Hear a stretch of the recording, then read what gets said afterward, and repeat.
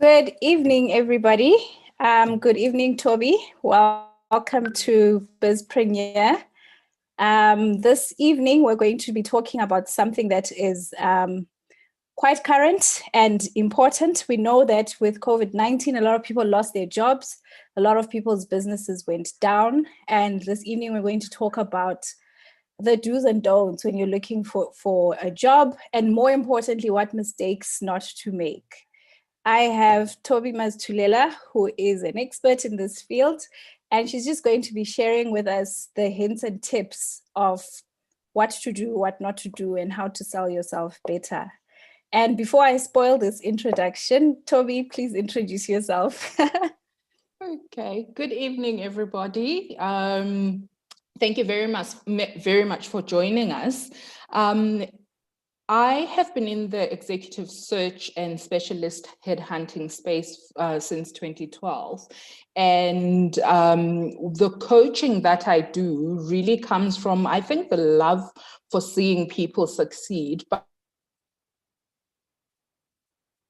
it's informed by the conversations that I've had over the years with candidates across all levels, actually. So from entry level right up to, executive or board level, and, gathering that information, analyzing it, and just noting that there are areas that everybody has challenges with. So you will find that, entry level individuals may have challenges with, CV and content and the like, but you will find an executive who needs, some sort of advice when it comes to salary negotiations. So there is always something that one can pick out and help and assist individuals with.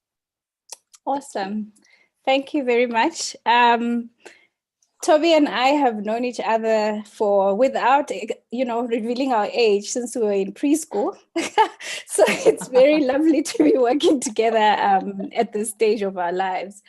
So Thobi, if somebody's just lost their job or they want to make a change, what do you think is the first thing for them to start doing when they decide, I want to go onto the job market? Right. I think it's important to always make a good first impression. So in the instance that one is looking for a new opportunity, one of the first things that any recruiter or any hiring manager will see is likely to be one of your profiles. By profile, I mean it could be your CV, it could be something on LinkedIn, it could be, any other platform where individuals could go and access information or professional information about you as a job seeker. So it's important to get that right, because that lays the good foundation for you. So if your CV or your LinkedIn profile really look great, they've got very good content that's articulate and concise, and the structure also makes sense, then it does attract, I think, the eye of any hiring manager or any recruiter that may be working on that project.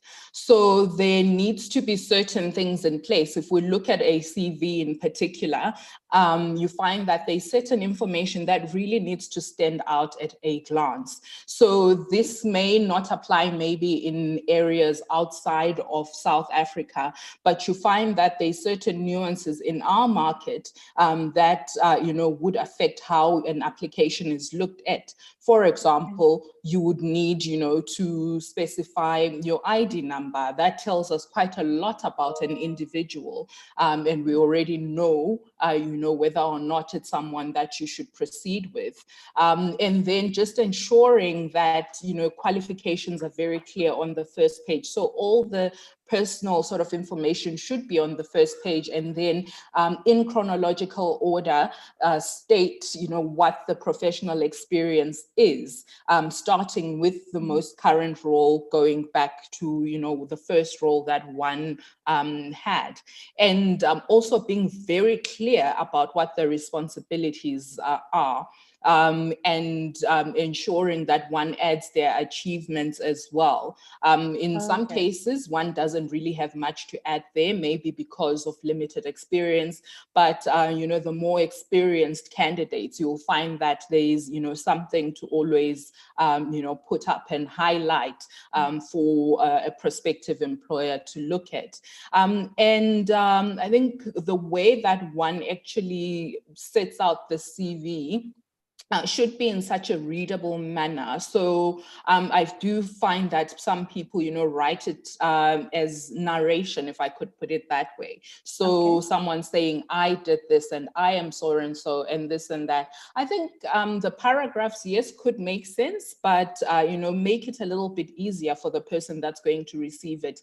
In certain instances, people receive about 300 applications and they need to go through all this. So just put it in bullet form and make it easy for people to pick out the information that they need, so that they can move on and say yes or no to what you've sent through to them. CV. Yes, and also just remembering that the person on the other side, be it a recruiter within an agency or an internal recruiter who's working, within the organization that's recruiting, just remember that they are not the technical experts at times when it comes to, what it is that they do. So making your CV as simple as possible, but with, very good content would be, the best for them, because if there's, too much of the technical side or terms that some may just not understand, then you can tell that, someone may read through, misunderstand certain things, either put it through because they're not quite sure of what it is that they've been reading, or hold back because they're not sure. It is different sometimes, you approach the actual hiring manager, then there the CV can actually be altered or formatted in such a way that that technical information is available. And then maybe if I can just pause before I forget this. You mentioned something that's usually contentious, that is the ID number, and I like that you've explained why we need the ID number. Should a candidate be putting their ID number when they put their CVs on like online platforms, or only when they're sending it to a specialist recruiter? At which stage do you share that? Okay. I think that because of, the nature of our market, I don't know how to sort of diplomatically say this, things happen and it's unsafe to have your ID number everywhere. So if you have to have different versions of your CV, the better. So if you're dealing directly with a recruiter or the hiring manager or an internal, HR person, then by all means have that there, because they're going to ask for it anyway. But if you are, using job portals and, putting your CV maybe on, those portals like online, Indeed and the like, that can be accessed by anybody, then I would say hold back on that, and even your address and certain information. But, if you're dealing with a real person, by all means, put it there. Yeah. Awesome. Because there is something to trace there. If anything happens, you can go back to that individual. Okay. And then you also mentioned that the profile could be on LinkedIn, it could be your actual Word document or PDF, whatever you have. Would you advise a serious job searcher to not be on LinkedIn? No, does LinkedIn help? I believe it does, because it's the first port of call for a lot of recruitment researchers, be it internal recruiters or within the agency environment. It usually is the first port of call, just to check who's out there. Because remember, there's, quite a number of ways of actually getting the right candidate for a role. It could be advertised selection. So there you just go through everything. But there are headhunters who rely on research and talent mapping. As much as most of the research could be done on the telephone, actually, ensuring that you've got the right information. One of the first platforms that recruiters will check is LinkedIn. We are aware that individuals don't really keep their LinkedIn profiles up to date. So it's just to get an idea, then follow up on what's there and ask for additional information. So yes, by all means, be on LinkedIn. All right. So we are in the digital space. So Mm-hmm. if you're not there, sometimes they won't know you exist. Mm. So there's one you spoke about putting certain things and highlighting it so that the person who's browsing through the CVs can see it. Mm. What's your take about adding a bit of spice on your CV just to get the recruiter to notice it, Well, that concerns me. It depends on what the spice is. If the spice is the truth, then by all means do. But usually we use that phrase to describe individuals who are bulking up things. And I would say be truthful. If you do not have certain experience or a certain qualification, don't. The thing is, in any recruitment process, we go through checks. I don't know any organization that I've worked with in the past that does not go through those background checks. So the most basic are the credit check as well as criminal records and the one that checks qualifications.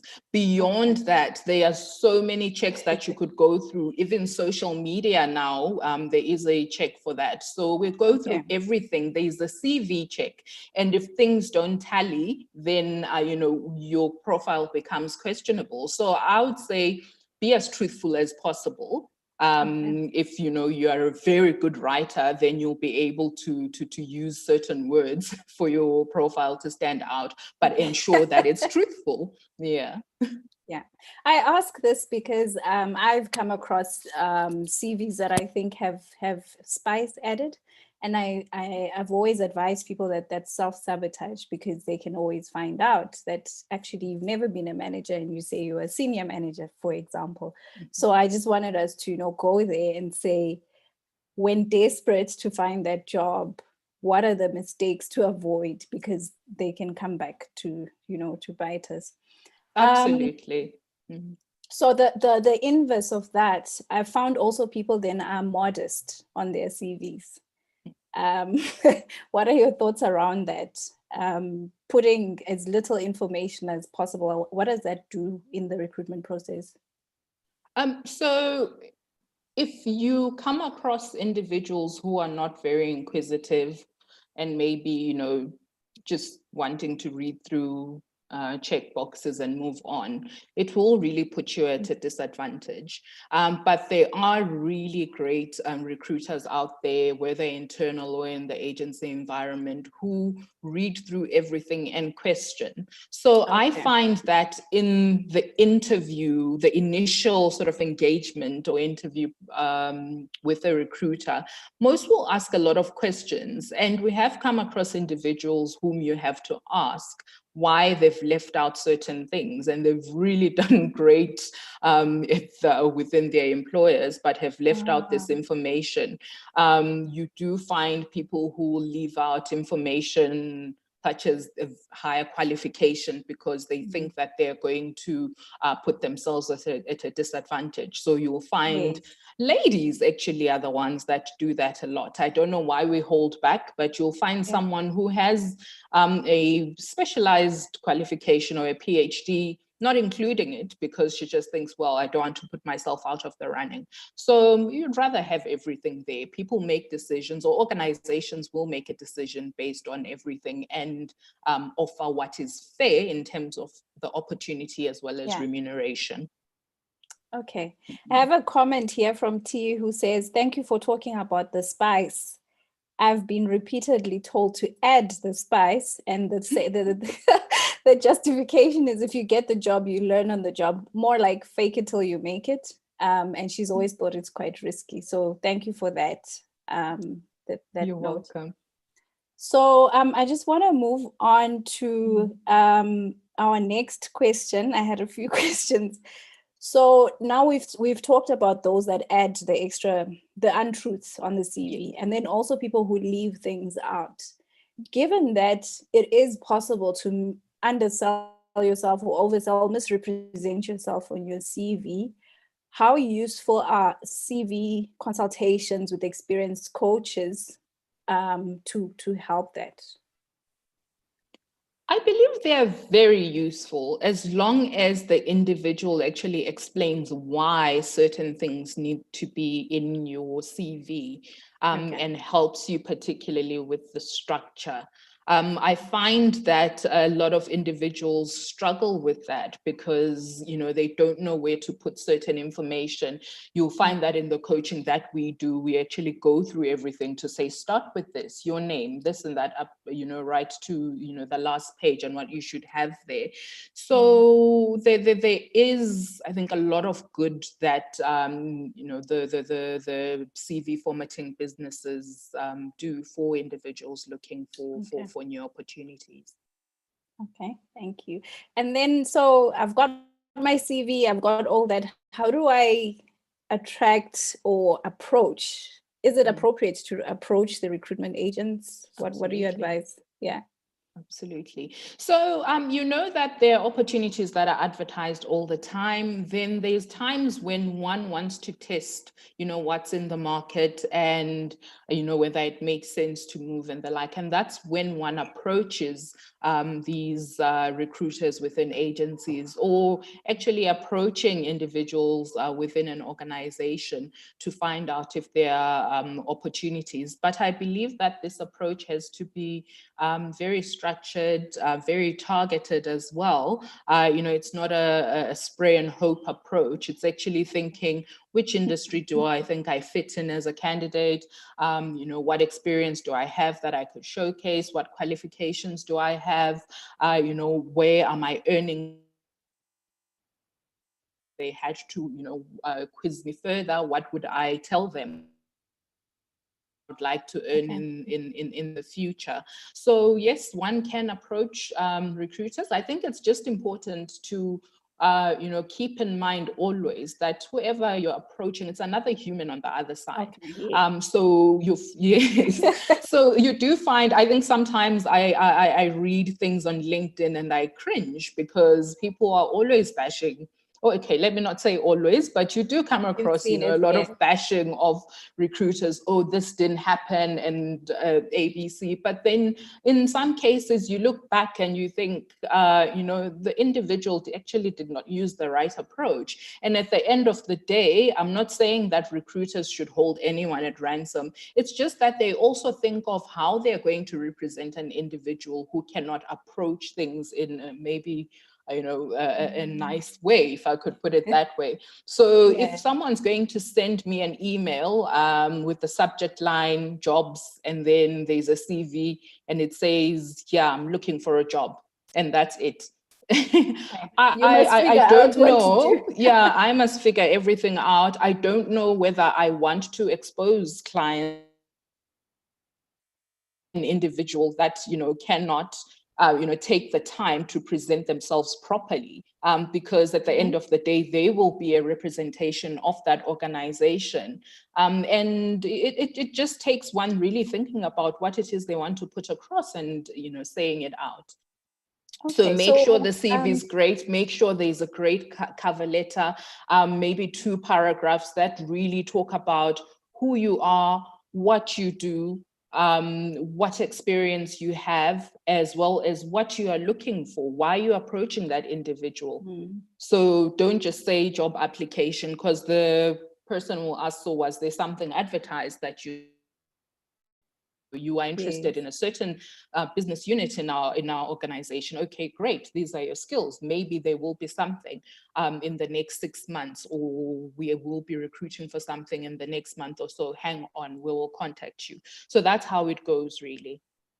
Okay, so I'm hearing that job search is not necessarily just sending our CVs everywhere we can think about. It sounds like some networking skills are needed there. Absolutely. Absolutely, they are. And research skills as well. You know, there's a way of approaching organizations confidentially and just saying, this is who I am, this is what I do, I'm looking for these opportunities. For a certain people at a certain level, it really works well because there's a time when you do not, excuse me, you do not want to be sending your CV. I see. Okay. Sorry, Tell us more. all over the place. You do not want, your CV on a job portal, for example. And you also, some individuals are in positions that, are very, would I say, very important to certain spaces. The market is so small. You do not want people knowing that you are actually, looking for new opportunities. It could upset a few things. In some cases, even a stock price, and you know how it goes. Everybody gets alarmed. So if the CEO of a company suddenly puts his CV all over, there's questions about, what's happening within the organization. Yeah. Okay, so that's really important, because I find most roles at that level actually also rest on the networks that you have. So how does somebody in their mid-career build those networks that they need for when they get to executive level? What tips would you have for somebody at that stage? I would say that, once in a while, look at who operates within, the sector that one is working in, who the movers and shakers are. Try to attend, events that, could be aligned to your sector. If you can get the contact details of those individuals, ask for a coffee at least and an exploratory discussion. People will either say yes or no. If someone says no, you thank them and move on. If they say yes, great, you've got an opportunity, to make an impact that will last. So it's a matter of chance, I suppose. It's just being structured about how you approach everything. Okay, so one key word I'm hearing is we need structure. We need to be intentional about how we do it. Yes. And also, one of the key things is, I heard you say that the recruiter represents you. So are recruiters selective about who they represent? I would say not really, because it is in their interest to represent everybody. But recruiters, I think, if you work within the sector over years, you'll get to know a lot about, certain individuals. For example, there are people that are known to approach recruiters every year looking for the next opportunity. So if your profile says every year you're moving, then we know that, this is an individual you'd rather advise to stay where they are for at least 3 years and have something to prove. And I believe that there's also something about the quality of engagements that one has with recruiters that also influences, perceptions and how they represent individuals. Because at the end of the day, you can have the best technical experience, but if you're not a fit into a certain place, or maybe the culture will be a challenge, recruiters mostly will point it out to their clients to say, yes, great profile here, but this is what my experience has been. So you'll find that the things that get in the way of somebody being represented to an organization are not necessarily their experience at times. It's sometimes flirt with the recruiter. He or she is not going to be too happy about that. I say if you flirt, I know it's a terrible example, but it does happen. So someone gets there and starts asking, inappropriate questions. Of course, as a recruiter, I will go and say to my client, I've met this person. They're great on paper, but this was my experience. So you make a decision about whether or not you want to take it forward. Oh, wow. Okay. You guys experience interesting stuff. Okay. Very interesting. Yeah, and then there's certain questions that get asked in the interviews. One of the most uncomfortable ones that people say is, what's your salary expectation? Yeah, people tend to have a money issue. People tend to not even know, especially when you're desperate to get the job. What do you say, at that stage? I always advise individuals to approach this in a very reasonable manner. I think any recruiter will tell you about how organizations, and this is within the South African context again, in case someone in another territory is listening, will always want to give you better than the last. They will add a few things to sweeten the deal. So you'll find that it could be at inflation or a little bit more. Up to 10% maybe, that's reasonable. 15% is if there's a huge pull factor and they're trying to lure you in. 20% or some sign-on bonuses could be that these are skills that are so critical and scarce, and they're in competition with another organization, and basically will throw money at at an individual just to lure them away. So I always believe that the best is to first do a bit of research about what people earn. Sometimes it's difficult to get that information, but also be reasonable about what the expectations are and maybe work backwards. So think about what you actually want to net, what you want coming into your bank account at the end of each month, and work backwards with that. And I'm sure most HR departments will help you then, with the calculation and a dummy pay slip, just to show you whether or not it would make sense, what the deductions will be and the like. But work backwards and see what the cost to company will be at the end of the day. I think it's the best way actually to let an organization know exactly what it is that you would like from them. Okay, so and if you are, pardon? The net is the best way. Yes. If you talk about that, because you find that you could be on R1 million a year and you're netting a good 65 each month. I think that's what you'd be netting, or even a little bit less, maybe 55 sometimes, depending on what the deductions will be. And if you move to another organization that's offering maybe 1.5 and you haven't really checked what deductions or benefits they have, you might find yourself still netting that 50 or 55. And a lot of individuals won't be happy with that, especially if circumstances change. What if you now have to travel quite a lot to get to your office? If you've been based in Joburg and driving between Bryanston and Sandton, suddenly you have to drive from Bryanston to Pretoria every day. It really changes what's going to be in your pocket. So you just put everything into perspective. Speak to recruiters who work within the executive search space. They're very good at sort of advising you on that, because they work with individuals who've been headhunted, and who are very, I suppose, particular about what it is that they'll be offered, and want to ensure everything's covered. Everything is in place. Okay. Yes. So we've covered this on an exec level. I know your specialist area is exec. When we speak of your junior employees, and normally desperation is the thing, what would you advise? Is it advisable to almost say, I don't know, in the interview, or what do you give them? Because there's not a lot of tools in terms of researching. What's a good answer for somebody who doesn't know what salary they should be getting? So one has a base to work from usually if they are employed. If it's an entry-level individual, the conversation will be a little bit different.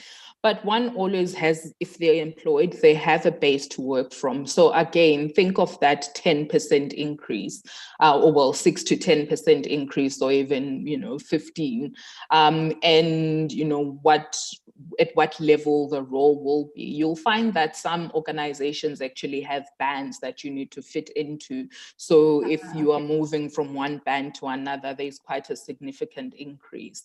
But I would always think that one from a junior to mid-level should just be honest with the recruiter about what exactly it is that they want. And honesty doesn't mean being unreasonable. No one is going to double your salary. It hardly ever happens. It hardly ever happens. So, just be reasonable, think about what would make sense and move on from there. Don't shortchange yourself, because then you'll always be catching up. And it's quite difficult to get to another organization and explain, oh, I had to take this salary because I was, really desperate for an opportunity and I was being modest, or whatever happened. And you try to say to them, well, my peers seem to be earning this. And if it's, I think, beyond the margin that an organization would actually, offer, they're not going to do it. Okay. So I like that, because I think in the honeymoon phase, or in the excitement of getting a role, there's some things that as job seekers, we don't pay a lot of attention to. I say we, but I mean job seekers. So somebody asks a different question. What do you think about when you want to change industries? They keep hearing the transferable skills. What would those be? If you want to shift from one industry to the other, what type of strategies would you recommend there? Lost you for a bit there. Oh, sorry. I was saying, the question says, you always hear the word transferable skills.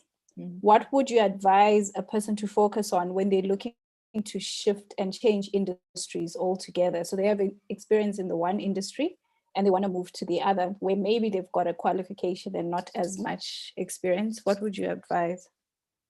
Okay, I think the best thing to start off with is assessing what would actually attract an organization in the other industry to, what would make you attractive to them, and working on that.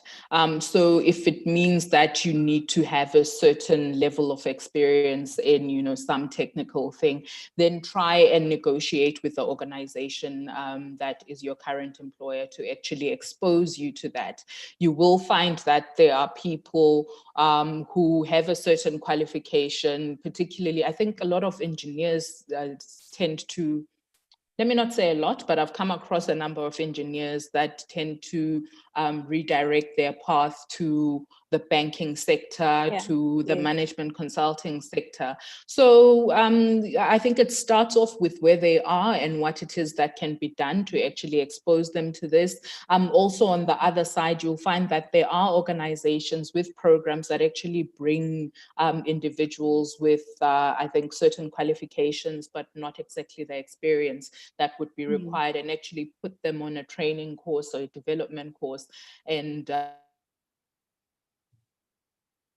they can fit in within the sector or for that particular organization. So it's just looking at what the options are for you to make the move across. If you have to get another qualification, do that. If you have to get certain training within your current employer, do that. If you have to be exposed to a certain business unit, then ask for that move across.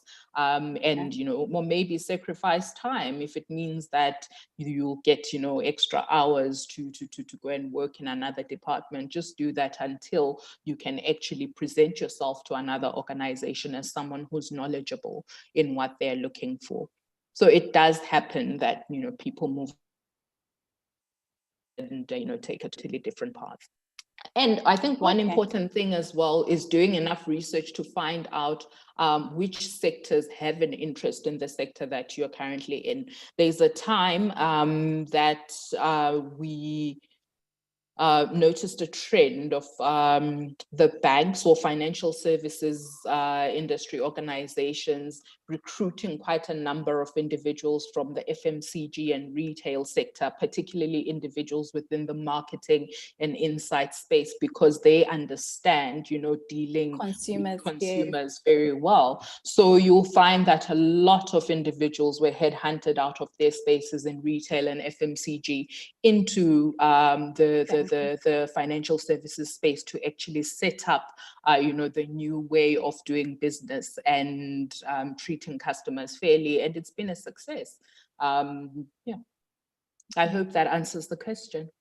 Yes, because I think, millennials tend to shift. You reach your 30s or your 40s and you start to be like, actually, I'm not going to do this forever. And it's really encouraging to know that you can reinvent yourself in your career and it's never too late to work in your dream space. Absolutely. Now for the more senior, there's another question around moving from being a consultant to joining the workforce, because we know a lot of small businesses have suffered over the lockdown and people are starting to think, maybe I should get a job, maybe I should just, stop running my own business. Would that be a category that you're able to support, and any high level advice for them?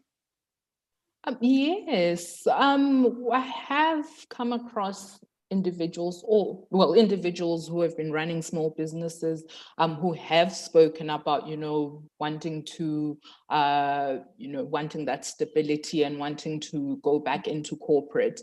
And it's very possible our coaching does cover that, in the sense that, again, you always assess where one is and what the skills are that can then, be taken to the other side. And I believe that organizations also find these individuals quite attractive, because they know how to make things happen even in the most difficult of times. Yes. So if you have run, say, a small digital agency and have done quite well, but feel that you need to make that switch, imagine what a big organization could do with those skills within their marketing department. It's highly likely that they'll want someone who's had that experience. Yeah, you could go and set up an agency within an organization. So it does work. Okay, that's really encouraging, because I have a lot of colleagues in the industry who are like, I don't know if I can keep doing this. It's really tough. It's tough when the market is good, and when the market is going down, it's even tough on small businesses. So I think it's quite encouraging to say, even if you've left corporate a couple of years ago, there is opportunity, and your experience as an entrepreneur is not a waste. Mm-hmm. And the value that you can bring. I think one of the things that we learn as entrepreneurs is, how to bring value, extract value from certain opportunities. So if that's one of the things that you highlight to a prospective employer, I think they would be quite interested, because they know that the investment that they're going to make bringing you into their fold will pay eventually. Okay. Thank you for that. So what I'm hearing as a golden thread throughout what you've said is about the job seeker needs to understand their value and not overstate it for the role they've applied for, or maybe not undersell themselves as well. So that takes a bit of self-awareness and honesty with yourself as a job seeker. So what if, after all the work, I've networked, I've got this pretty CV, what if I get rejected? What then? And it does happen so many times. I think it's important to just be graceful and accepting, and moving on from it. In some cases, you will be told why. If that information is helpful at all, use it to develop yourself. In other cases, you're not told, but you've already had that experience. You can assess, what actually happened along the way and what one could do better. And sometimes really it's not a matter of doing better, it's just that an organization chose the candidate that they thought was the best fit for them. So it's not really a reflection of you as an individual, it's just what the organization chose. I think one shouldn't take it to heart, unless you come across someone quite horrible, who will then say, oh, you didn't make it because of, and that it's not true. Then it's a very different approach. Okay. I remember more than 10 years ago when I was in corporate, then we used to call it a person job match. and it was, your highly experienced and qualified candidates sometimes were not a match for that specific role. So I think that's a very important point that you bring across. There's something I wrote down in my notes you said earlier on about women who will remove their high qualifications from their CVs. And maybe because they've been told you're overqualified so many times that is becoming a bad thing. Any advice on how to balance the two? I'm overqualified, but I'm unemployed. So how does that person work around that? I believe that one can only be truthful about where they are and what they have. If you've worked hard for something like a qualification and it is yours, there is no reason why another individual should tell you that you're overqualified. So I think you can actually push back to say, no, but I worked for this and it should count to something. Yes, maybe most of the individuals that one will be up against do not have the same, but it doesn't mean that one shouldn't be considered. And everything can be negotiated. So the organization has to also be very honest about what it is that they can or can't do. We know that, individuals at a certain level with certain qualifications will always, expect more in terms of remuneration. So if the organization can't do that, but can offer a very good opportunity for them to be in a position and grow, then that's what they should be selling to this individual at the end of the day. I don't believe that anyone should ever have to dim themselves just to fit into an opportunity. Then it's not for you. Don't do it. You will not like it. You will not stay within that organization for very long, because it will always be at the back of your mind that was not, considered. Okay. So what you're basically saying is don't reduce your value just because you didn't get a role at whatever level you're applying.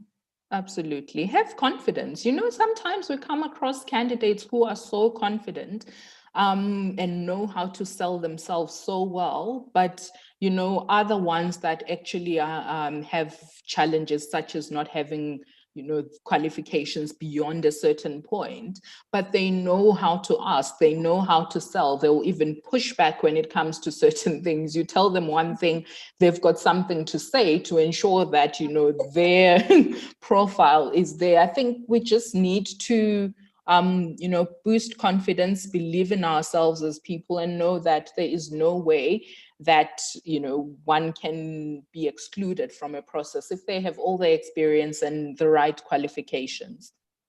Okay. So we've also established that sometimes there's quite a lot of applicants and it's not just the one person. So sorry, Lona, I lost you again, so I didn't quite hear what you said. Perhaps my signal is bad. I was saying we've experienced that it's not one person that applies, it's not one person that gets shortlisted. So taking the feedback personally, the negative feedback, yes, you take it for your development, but if that stops you from being on the job market, that then becomes self-sabotage, because it is what it is. There's a high number of applicants and fewer jobs. That's what the market looks like. So I would like to take a pause and really maybe if you can tell us what type of things you can help people to have confidence when they, your package, I know, starts from job seeking to CVs to how to present yourself and so on. So I just like to give you some time to give some insight for people who are feeling discouraged on the job market and how to differentiate themselves. I know we can't cover an entire coaching session in the 15 minutes we have left, but just a highlight of what somebody would, expect if they came to you for your help. Okay, so the coaching package really starts off with assessing where one is. So it's not a one size fits all, because some of the things that are covered in the guide that we use are not really relevant to individuals at a certain level. So we have to pick and choose based on what we receive.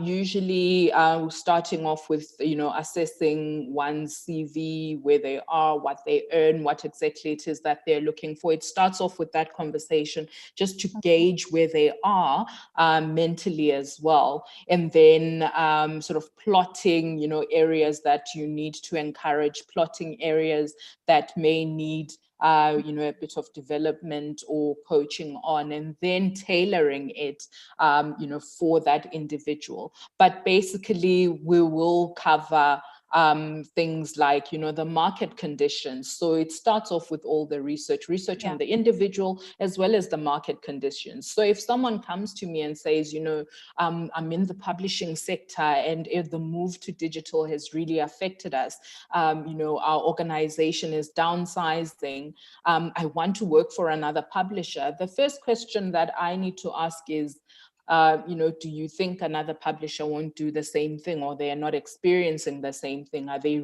really where you want to go? In some cases, someone's skills are not very transferable to another space. So you just look for the ones that would, make the most sense to approach and present that individual to. So it's market conditions, looking at your sector and other markets. Then we go through what we've mentioned before, like looking at one's profile and CVs, making sure that you prepare the best one for that individual, putting it in a certain format, looking at their social media and, in relation to recruitment. So I'm talking about LinkedIn. I won't go into someone's Facebook profile or the like. Are you sure? Well, you do research on individuals, but I'm not going to tell you how to structure that. I mean, okay. Because right now, some organizations actually check through your social media, or, tell people to be very careful what you have there, because those reports then are given to prospective employers and they form a certain opinion of you. Then just ensuring that, once the CV, which is the foundation, is good, ensuring this individual knows how to present themselves. If you're going to send your CV somewhere, know how to, write a good introductory letter. Call it the cover letter. It doesn't have to be in the CV. It doesn't have to be a separate document. It could be the actual email that one sends. And also just sort of advising someone through a recruitment process so that they know what to share, where to draw the line on certain things, and how to actually negotiate certain things. And the fact that you negotiate everything before you sign an offer. You don't go off and sign something, then suddenly say, oh, by the way, I need to pick up my kids at this time every day. Okay. You don't have bargaining power there usually. And also just, I think what the coaching covers as well is trying to talk individuals through the first 3 months. It's a very critical time. So the first 3 months with a new employer, if one is then successful, that is covered as well, because one needs to ensure that they're actually in the right environment, that, whoever they are reporting to is aware of certain things about them, will be able to make a very informed decision about their future within the organization. So ensuring that if there's any development areas that are identified either in the recruitment process through psychometric testing, or the ones that are identified once one joins, they're addressed, and you ensure that the first 3 months are the smooth transition. Otherwise, that's where things fall apart. People tell you, I hate that place, I want to leave, and I'm not, going to stay for too long. And you find someone out of a job because they could not cope within a certain environment, or the environment is actually, or people in the environment are actually not happy with their performance because they are just not aligning as well as they should within the organization. So those are the things that are covered, right up to what we've spoken about dealing with a declined application. It does happen. I've come across people who write on, platforms like LinkedIn to say, they applied to 59 jobs, got 59 rejections, and 60th was what worked. But attitude there was very important, because when someone says no, you think, let me move on to the next. So it's a very consultative way of working. There's advice, but there's also getting something from that individual and using it to prop them up as well. I hope that makes sense. Yes, it sounds it sounds quite scientific. So I don't just get up and dust my CV and throw it to the wind and hope that works. No. It explains a lot. It explains a lot. Thobi, maybe as one of the closing questions, or maybe I'm opening another can of worms, we are now getting a lot of online interviews. And just what tips would you have for somebody to prepare for their Zoom or Teams interview? They are sitting at home, maybe children are still at home. Any tips around that? Yes. I think our whole year has been that way. I can't remember the last time I sat across from someone really and, had to speak to them about, new opportunities. It's a lot of stuff that's done online.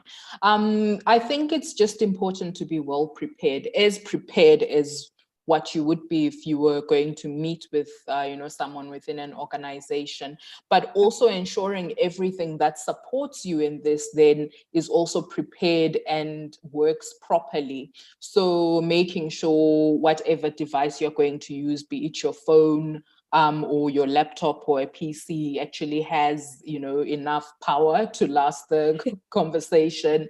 If you don't have, access to uncapped data, then ensuring that you've got enough in your phone.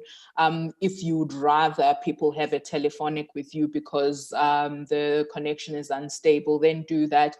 And also putting up whatever disclaimers. So, there are moms with, little toddlers, and really you can't expect a child to go and sit in a corner and do nothing for an hour. It's impossible. So just saying to people, I've got children, and if you see a little person maybe running past, please, don't mind me. That's the setup in my home. So I think it's just good to say what the circumstances are and then working with that. Okay. And then in terms of, we've seen so much briefs of what your background must look like, what your lighting must look. Does any of that matter in recruitment? I think to a certain extent, yes. One won't have an interview with someone whilst they're sitting on their unmade bed. It's got nothing to do with us, really. We shouldn't be checking what's in people's homes, but it does. It's impossible not to notice and wonder what else could be going on. So just best to sit in a neutral environment. For example, I'm in the dining area. All one can see is a mirror and a light behind me, and that's it. There's nothing distracting as well. Okay. So if there was a TV maybe playing in the background, then the other person's attention keeps shifting between, what's on my screen and what I'm saying. Yeah. Okay. I can imagine that it was a bit of a shift for many people to start to say, oh, I've got an interview, but it's online and so on. And so this is really helpful. We possibly know that you go to face-to-face interviews, you sit with a panel, and now it's all on the screen. Yeah. So I'm really excited that you're seeing clients and helping them in terms of boosting their confidence in how they present themselves. I went through this process to find out what happens, and I was just like, wow, okay.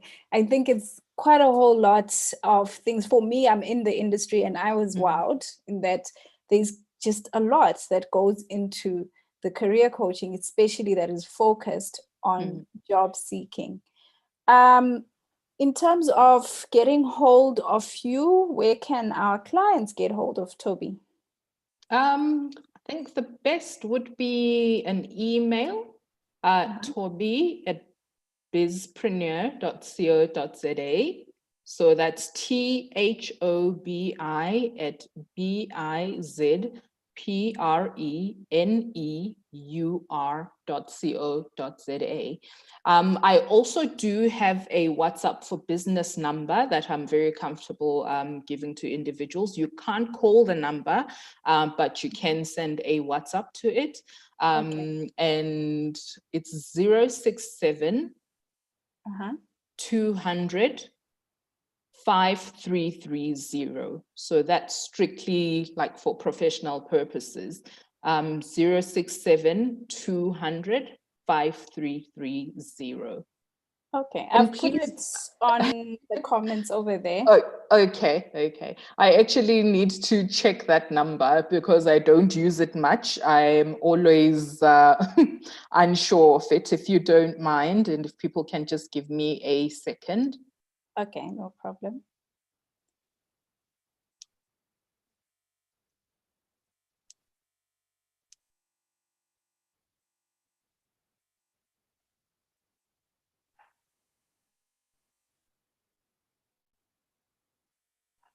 So we never call or text ourselves. Yeah, so I really need to check. So 067 200 5330. Oh, okay. So I do know it. Yeah. I was just unsure and decided I should make certain before we give off the wrong number. Okay, so you and I know that recruitment and getting jobs, it's really, really broad. So what we've done this evening was really surface, maybe a conversation starter. There could be somebody out there who says, I wish you had gone deeper. I wish you had given me more detail. I'm not an exec, or I'm an exec. We decided to make it general so that everybody gets some idea of what not to do when you're looking for a job and what to do. But there's obviously a customized approach to your job search. So if you want to contact Thobi or you want to contact any of our other coaches on the team, just check our website, bizpreneur.co.za, or any of our online platforms on LinkedIn, on Facebook, on Instagram. I think our Twitter is not very well managed at the moment. We don't check it often, but you can find us on any of the platforms, and then we can guide what type of help you need at this time, because whether you're growing your business, growing your career and trying to go up the ladder, we have somebody for you in our team. So thank you, Thobi. Just maybe 1 minute to close, and then we can go offline. Okay, right. Thank you very much to everyone for joining us. I hope this information was very, valuable to those that had joined us. And we look forward to hearing, to individuals that would like more. Thank you. So I wish everybody a good evening. And we'll see you in 2 weeks' time, and we'll advertise what the topic will be for that. Thank you.